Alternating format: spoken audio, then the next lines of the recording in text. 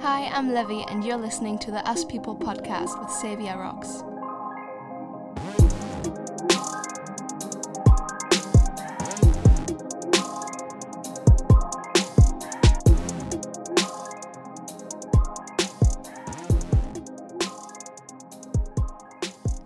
Hey listeners, and welcome to another episode of the Us People podcast with Savia Rocks, and I'm your host, Savia Rocks. Before I introduce my guest, I'm going to tell you a little bit of facts about her, first of all.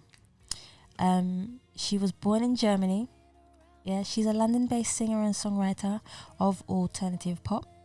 Her blend is kind of like a mix of Emily King, Maroon 5, Colin Bailey Ray. She's been writing, from the heart ever since she was 15 years old. And she sees her writing more like a public diary to the world, which is such a beautiful thing. She's been in a choir, for an exceptional amount of years, I must say. She has done at least over 60 gigs. And please let me introduce the lovely singer-songwriter, Levy. Levy, thank you so much for coming into the Us People podcast today with me. How are you feeling? I'm good. Thank you so much for having me. Oh, you're welcome. She's so excited there. I wish you could just see it. It's so cool. Levy, tell me a little bit about what inspires you. Everything, really. Like anything that happens to me, anything that I feel, that I read or watch, I get inspired. Every medium there is. Why did you decide to use the word diary when it comes to expressing yourself and having your music heard by the public or the people out there? Why is it such like a public diary to you to express yourself? Well, I started writing songs to cope with some negative emotions that I had. Okay. And it was very private and intimate to me. So when I first started sharing it, I was very nervous, and it was a big thing. So generally, every song that I write has that personal, intimate level to it. So then sharing it again, whether it is with my band to first start rehearsing it, or with an audience, it feels like an intimate experience. So it feels like someone's reading my diary. But I'm giving them the access. So you're literally unlocking. Yeah. Your diary and saying, okay, here you go. I'm going to give you my heart of what's in my heart and take it how you want to take it, basically. What made you decide that this is what I want to be? I want to be a singer-songwriter. What actually made you decide to go into it? I did musical theatre first. I did classical music first, then musical theatre, and I was planning on pursuing musical theatre as a career, but I realized that I would prefer to do my own music and develop my own sound. Wasn't it in Vienna, you were saying? Yeah. Why did you decide to stop? Why did you say, nope, I'm going to do it here, I'm going to leave that, and I'm going to do this? I felt it would be more freeing to develop your own sound, your own stories, rather than be sort of confined in a role of a musical. As fun as that can be. Yeah. I felt like it just wasn't for me. Totally. Yeah. Oh, wow. How would you describe your music if you were to compare it with other music that's out there already? So I think I'm closest to the sound of, do you know the first album by Maroon 5, Songs About Jane? Yep. That is like the sound that I end up going for. And I love the harmonies from Emily King. Okay, because in all of her songs she's got amazing harmonic arrangements, and I love that. So yeah. Oh, that's perfect. Oh, wicked. You released your song Shoulder, is that correct? Yes. And it was in I'm going back, guys. And it was in August. Yes. How's it been doing so far? It's been going well, yeah. I've got really good feedback, and people have telling me how much they like it, and Tell me the story behind Shoulder. I wrote it, a couple years ago, inspired by a friendship I had in my teenage years that just wasn't it was a good friendship at first, but it turned a bit, I turned out to be her personal therapist, if that makes sense. Oh, that makes sense. And me being about 14 years old, that was really not something I could handle. Oh. So. You started young. So yeah, in retrospect, I wrote that song just saying, you've been through this so many times. I can't handle it anymore. But then obviously in the last part of the song, I'm like, if something would happen to you, you can always come to my door and I will be there for you. That's a sincere friend. That's a lot. There's not many of those friends around here. You talk about, you also have other songs like Spellbound and Heart on Fire. Yeah. Gravity. Well, that's a cover. Okay. Fair enough. And tell me a bit about these stories as well. So tell me a little bit about maybe Spellbound and Heart on Fire. How did you come around?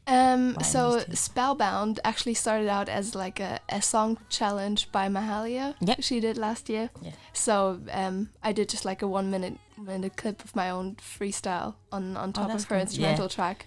And my parents actually pushed me to turn it into a full song because they loved it so much. So that turned into Spellbound. Sometimes when you accidentally do something and your parents hear it and they love it and they push you forward to do better, that makes you sad. And then when you actually hear it, when you make a whole song, you're like, oh, this is really good. And you say to yourself, I'm so glad that I actually done this. Yeah. And for your parents, how are your parents towards you when it comes to music? They're so supportive. Aww. Just from the start. Because since I joined the choir when I was 9, they've just supported me in the musical journey that I've had. So you must have a really vast range when it comes to terms of singing. I hope so. Humble. I like it. It's humble. What's the most embarrassing moment you've ever had when it comes to like being on stage or just in singing or? Oh man, one time. She's in there.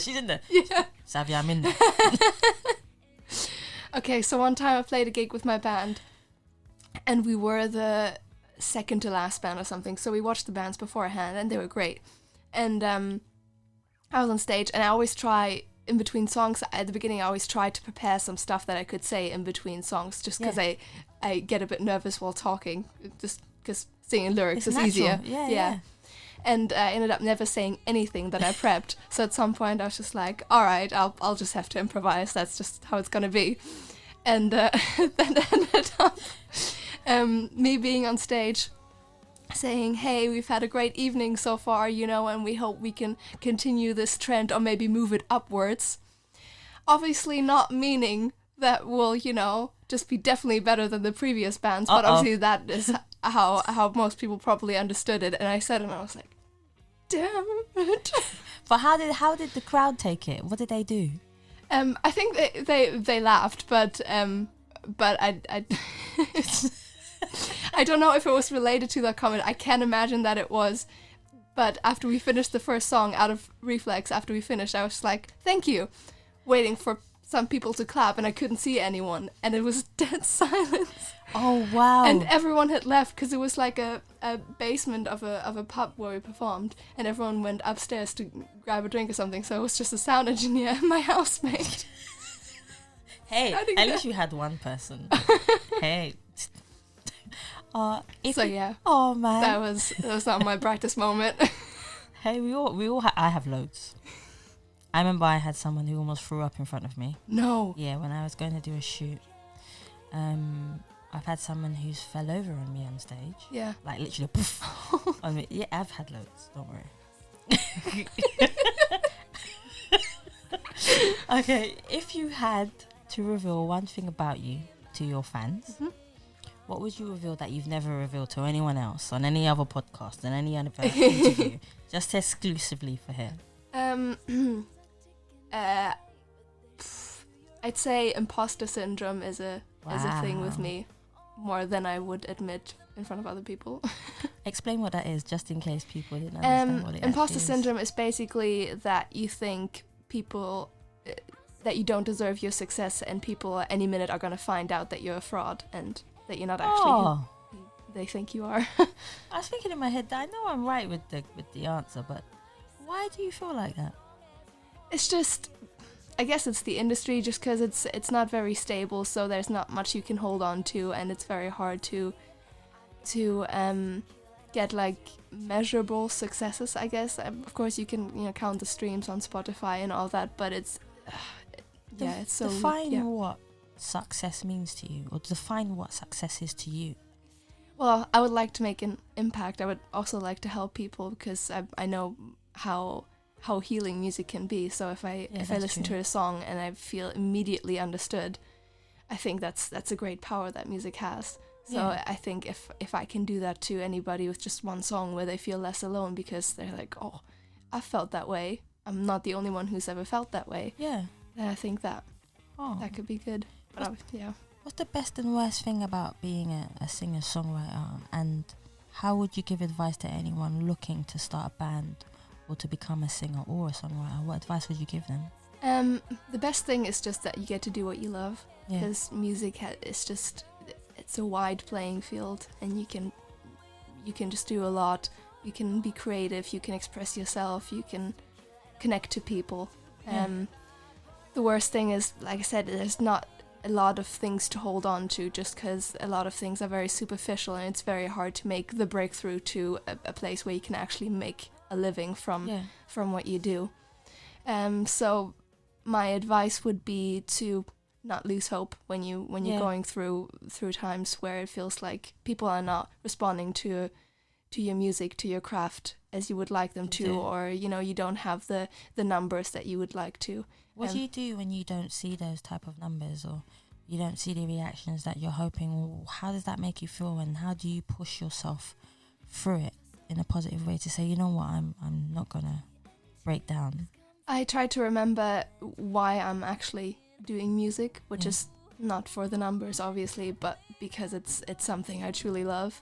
So actually, a couple weeks ago, I felt down, and my boyfriend made me write a letter to myself, basically from my future self to my present self.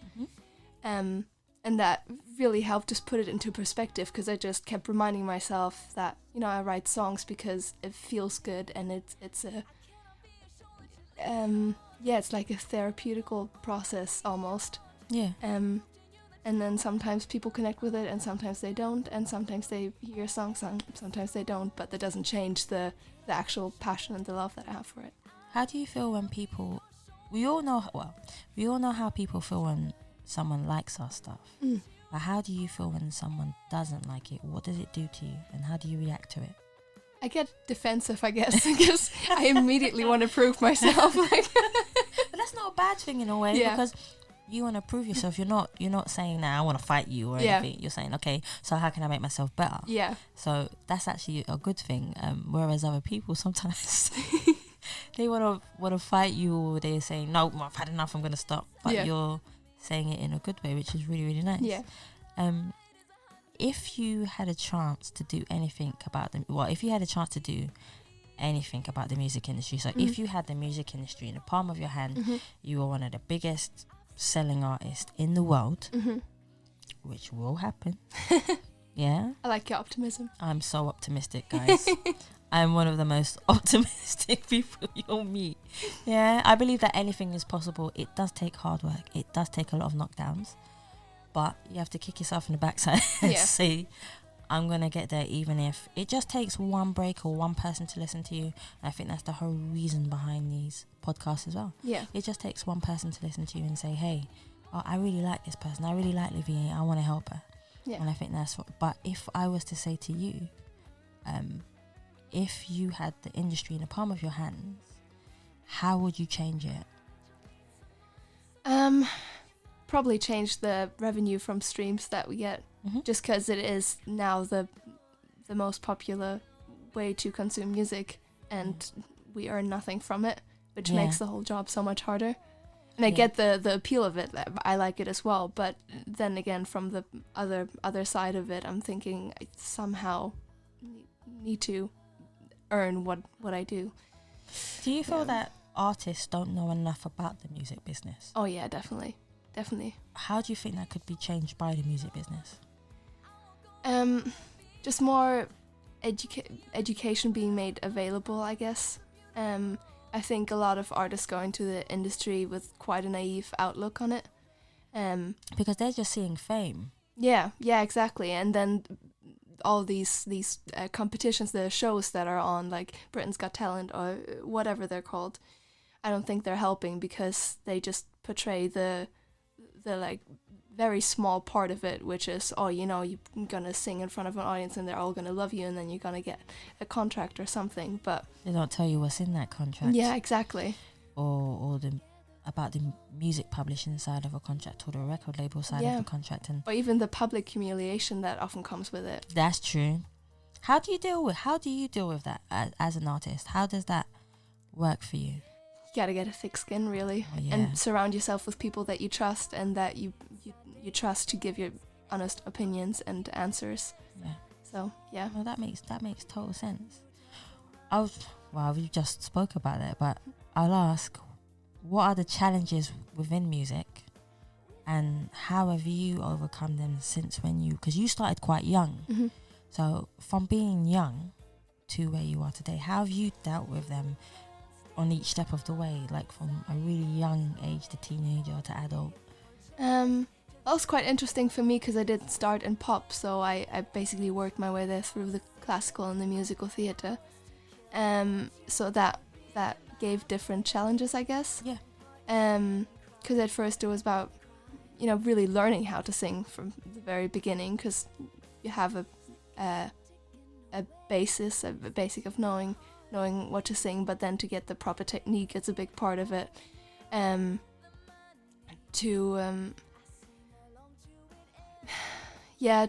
think comparing yourself to others is a big thing that especially singers, I think, struggle with. Do you think that it's a good or a bad thing that artists compare themselves to other artists? Do you think it hinders them in the form of creativity? It's really double-edged because it's good to look to your side, see what other people are doing, maybe get inspiration from other people or tips or something, but then also when other people are doing very well and you at this point are not, it can also be very disheartening, because then you think, well, what are they doing that I'm not doing? Yeah. I think we've all been there at some point. Was there ever a point in your life where you said to yourself you want to give up music and do something else because you felt like you wasn't getting to where you want to be, or maybe once a month? Wow, we have a number. Once a month. Not in the extreme way of I'm gonna give up now, but just a passing thought of I could have done something else that could have been easier rather than this struggle right now. But that, I guess, comes with the territory. Yeah, but what do you do to get out of it? What do you say to I'm Levy for a second and I'm going through a really bad day. Yeah? What do you say to yourself? So, like, you're Levy over here and I'm Levy over here. What would you say to me to say, you can do this? Remember what has been your passion since you were a kid. Mm-hmm. Remember what has been driving you since you were a kid. Mm-hmm. Remember how you feel when you come off a stage. Mm. Remember how you feel when you have finished a song and you just know it's something really good, it's something really sincere. So, yeah, just reminding myself of that, I guess. How did you feel when you first went on stage for the first time? Very nervous. Very nervous, but equally excited. Yeah. And, I love it. It's a thrill every time. Yeah. Yeah. Are you a critic of your own work? Yes. Do you criticize? So even before you've even sang it, like after you finish writing, okay, right, I've written it.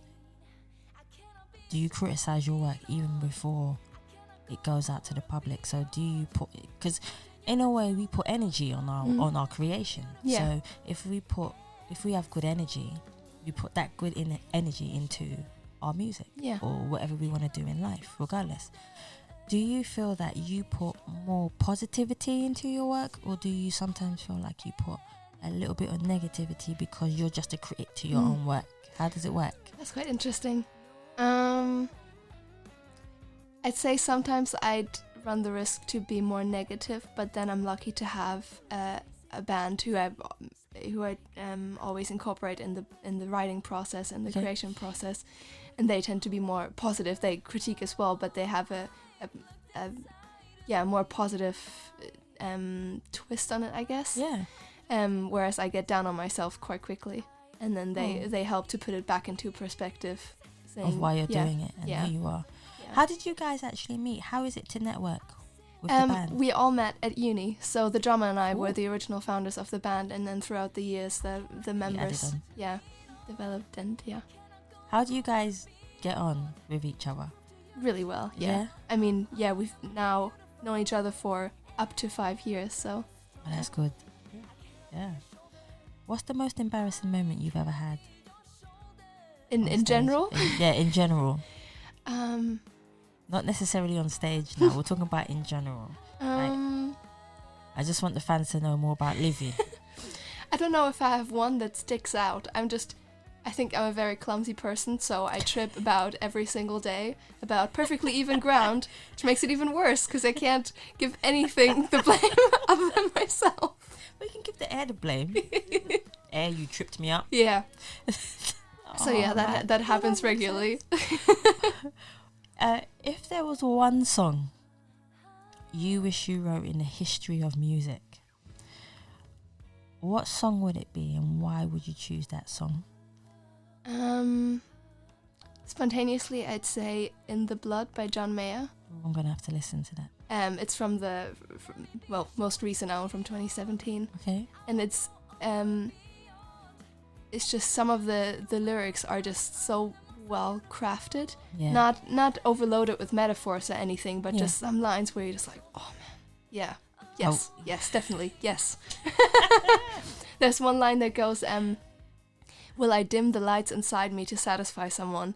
And I listened to it and I immediately had to rewind to listen to it again because I just thought, what a fantastic line. That is a good line. Yeah. Oh, wow. That makes me think too. A lot of bands break up when it comes to songwriting or who should be the lead. What has made you guys, as a band, stay together?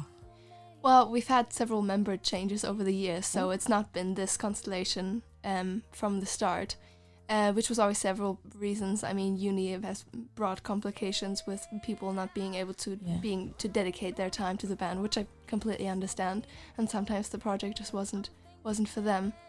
At the moment, I think we have a very stable constellation of people that are working together and really know how to bring the best out of each other, just because everyone comes from a slightly different background, so it's not a boring mix of people, and which is always good.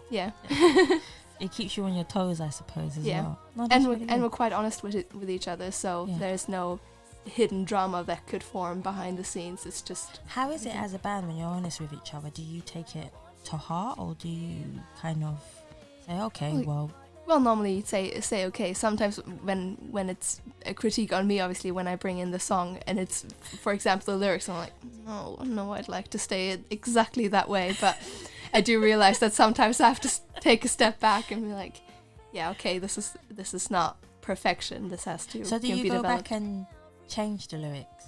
Not very often, but yeah, sometimes. As you say, not very often. Just throwing that out there.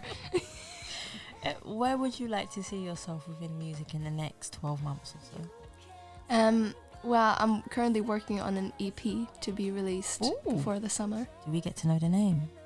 I don't have an overall title. I'm going to release it in 2 parts. Okay, I'm going to hound her for this, guys, for you guys.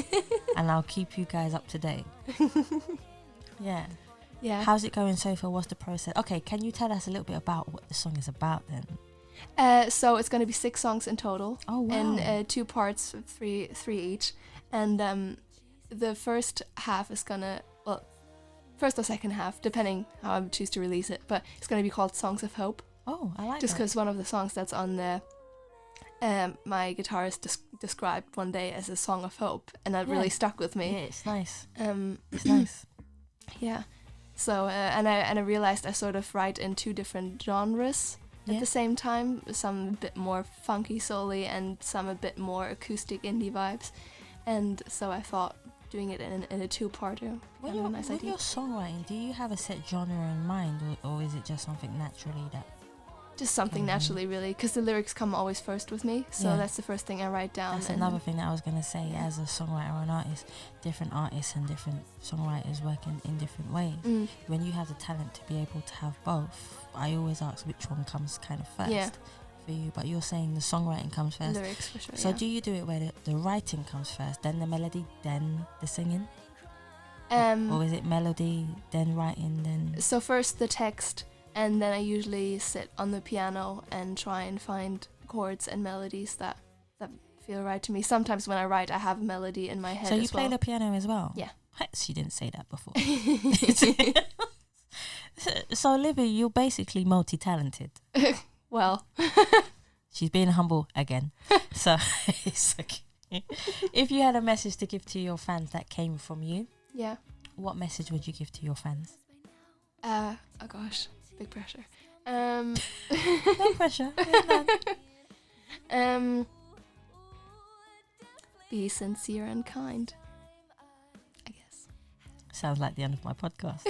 Yeah, so that's how it sounds. What's the most embracing moment you've had within music, and how did you handle it? What was the outcome of it? Most embarrassing moment? No, embracing. Oh, embracing moment. Embracing moment. Release of Shoulder was quite intense, just because it was the first thing I officially released. Yeah. With everything, so I remember just having to refresh my phone the entire time until it showed up, and then that kind of got a bit dampened because it accidentally got connected to a different artist's Spotify account, so I had to fix that. But it was it felt like a very big step being taken. Is it hard to be able to get your stuff on all these different social medias like iTunes and Spotify? What's the actual, how was the process for you to actually do it? Well, fortunately I had a couple of friends who had done it before, so I could ask them for advice, and I learned a bit about it in uni as well.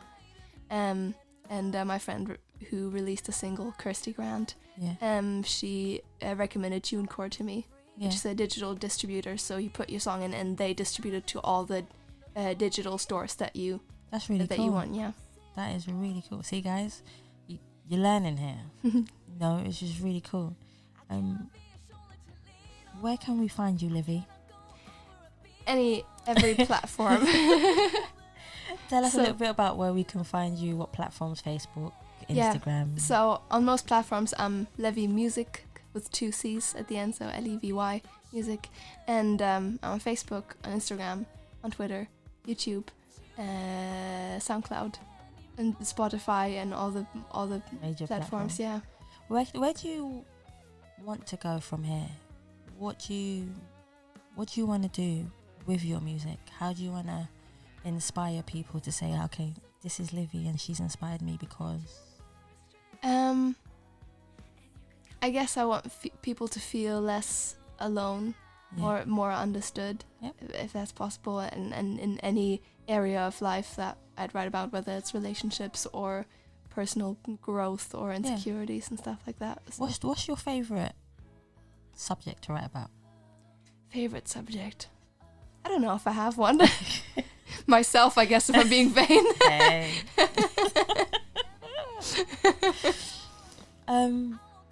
Is there anything else that you would like to tell your fans about you? When is your next single coming out? Well, I just released a single last month. Yeah. Yeah. She didn't say. See, she's hiding stuff. She's hiding stuff from us, guys. My second single, all in all, it's called Partner in Crime. It came out in January. Yeah. See, guys, please go and support Levy. Yes, please. Yeah, it will mean so much to her and me if you support her. Levy, I want to say thank you so much for coming on the podcast today, the Ask People podcast. Guys, thank you for listening.